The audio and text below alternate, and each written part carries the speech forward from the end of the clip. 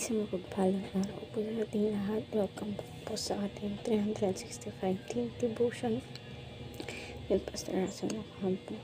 So, ang topic natin for today is, handa ka na bang humarap sa Great White Throne Judgment? At may concept po tayo na Great White Throne Judgment.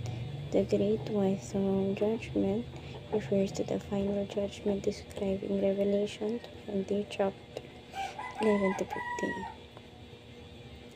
In this judgment, all dead will be judged according to their deeds.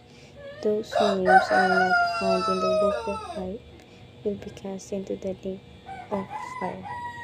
This sovereign truth reminds us of God's perfect justice and urgent need for salvation in Christ. And makita po natin to sa Revelation chapter 20 verse 11 to 12. Then I saw a great white throne, and him who was seated on it.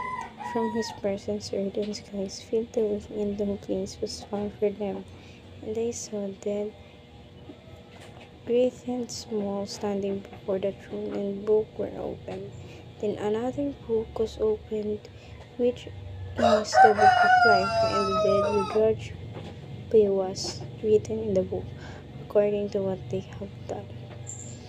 Pagkatapos nito ay nakita kong isang malaking tronong puti at ang nakaupo doon naglaho ang lupa at langit sa kanyang karapan.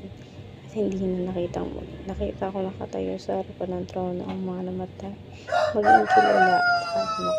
At kinabukasan ay binuksan ng isa pang aklat ang aklat ng buhay, hinatulo ng mga batay ayon sa kanilang ginawa, batay sa nakasulat sa mga aklat. Ngayon naman po share kayo mga natutunan sa naging topic natin for today. Simulan natin sa teaching. First teaching, the Great White Throne is the final judgment.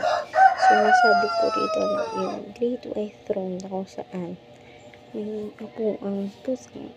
Doon tayo magkakaroon ng final judgment sa lahat na nagawa natin sa buhay natin. Ngayon naman sa second teaching, judgment is based on the book of truths. So, yung judgment po, nakabase po siya sa libro na kung saan gawa ng ating Panginoon. Ngayon naman sa third teaching natin, salvation is based on the book of life. So, yung salvation po is nababase po siya sa Biblia na kung saan ito yung puro salita patungkol sa ating Panginoon. And ngayon naman sa application na tayo, know your priorities. So, dapat alam natin yung mga priorities natin sa buhay natin. So, in that base, tayo ay makakaligtas sa Great White Throne na tinatawag. And ngayon naman sa second application, live accordingly to your calling. So, mabuhay tayo according sa the way na kung paano tayo tawagin ng Panginoon. And third application, prepare your whole family. So, i-prepare natin yung pamilya natin sa pagdating ng ating Panginoon na hindi lang tayo dapat nakakaalam sa kanyang pagdating. Ngayon naman sa discussion tayo. How does knowing that the Great White Throne Judgment affect the urgent sharing of the gospel today?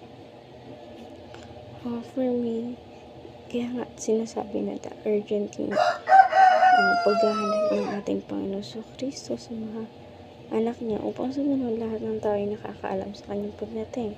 So, yun lamang po for our today's discussion. Thank you for watching.